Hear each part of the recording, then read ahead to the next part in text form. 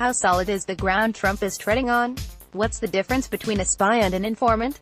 And how does the FBI go about getting approval for an informant? I asked former FBI Special Agent Josh Campbell, a CNN contributor, all of these questions, and more. His answers, lightly edited for flow, are below. Cillizza. Let's start basic. Why does the FBI use informants? Campbell. Informants often serve as the backbone of important investigations, because they take the FBI into places they could never go on their own. If a special agent running a lawfully predicated criminal or counterintelligence investigation wants to learn more about what the targets of the investigation are up to, a logical investigative tool would be the use of an informant who could report back on the inner workings of a network. While it would be difficult for an FBI special agent to walk into Trump Tower and glean on his or her own whether Russians were attempting to infiltrate the Trump campaign, a confidential informant, with placement and access, to use the terms of the trade, could be extremely useful in helping mitigate potential threats to U.S. national security. Cillizza. What is the approval process, if any, for the FBI to get clearance to deploy an informant?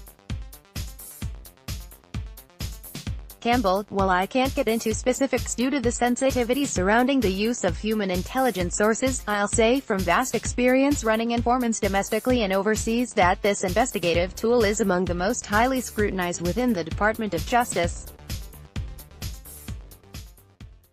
Not only are there very specific guidelines surrounding the deployment of sources, each source operation is continually and meticulously reviewed in order to ensure the source is operating lawfully and does not present undue risk to the government. It's also important to remember that investigations involving political officials receive even greater oversight as they fall within a category deemed sensitive investigative matters, or SIMs. Understanding that certain segments of society, politicians, the press, clergy, etc., should receive special protections, in order to prevent any malfeasance on the part of aggressive investigators, operations involving SIMs would require high-level review and approval.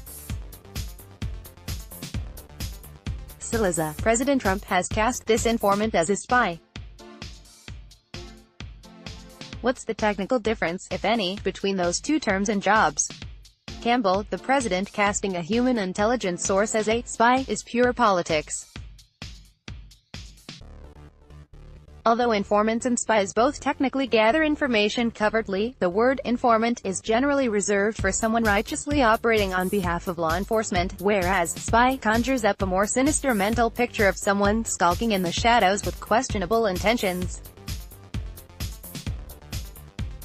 It is interesting that the president's attorney, Rudy Giuliani, has frequently used the term spy as part of a coordinated campaign to discredit law enforcement officers investigating the campaign. Mr. Giuliani was once the U.S. Attorney in Manhattan, who oversaw countless government investigations utilizing confidential informants. I doubt he ever referred to them as spies. Cillizza. What's the danger in Congress knowing this person's identity? Campbell. Congressional oversight of the U.S. intelligence community has been enshrined in our way of life since the revelation of abuses of power by government agencies in the 1970s. Understanding government agencies should not be free to police themselves, congressional intelligence committees were formed to watch the watchers. Although agencies have been required to keep Congress fully informed of their operations, there has long been a norm that actual sources and methods were off limits.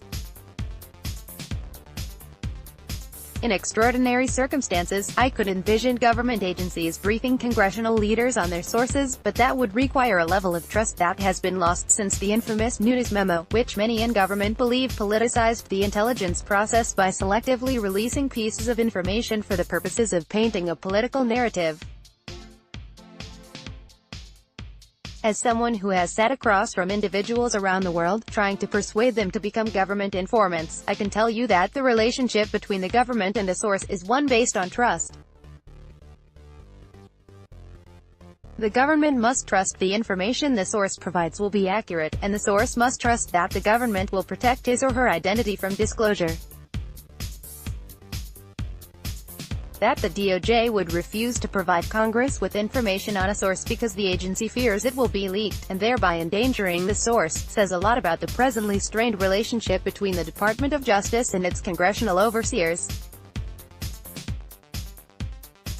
Cillizza, finish this sentence. The likelihood this informant was placed in Trump's campaign as a way to spy on his operation is blank. Now, explain.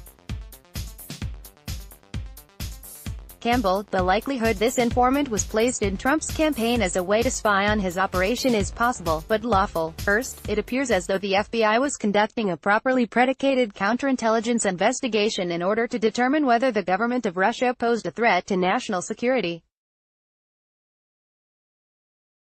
We do not know whether the initial focus was on sussing out specific operatives from Russia or on identifying members of the campaign who were already working on Russia's behalf. Either way, the genesis of such a counterintelligence operation would have been scrutinized by the highest levels of the FBI and the Justice Department. Taking the step of using an intrusive investigative tool like a human informant would have garnered even greater oversight. In the face of blistering political attacks from the president, the public should find comfort knowing that the actions of DOJ officials under the Obama administration are now being defended by Justice Department officials appointed by Trump. As a former FBI special agent, I often focus on what people don't say when offering a defense to allegations of potential wrongdoing. Although there appears to be no evidence to date that the president personally colluded with Russia, it remains interesting to me that the White House legal strategy involving this confidential human informant has been to attack what the informant did rather than what he may have found.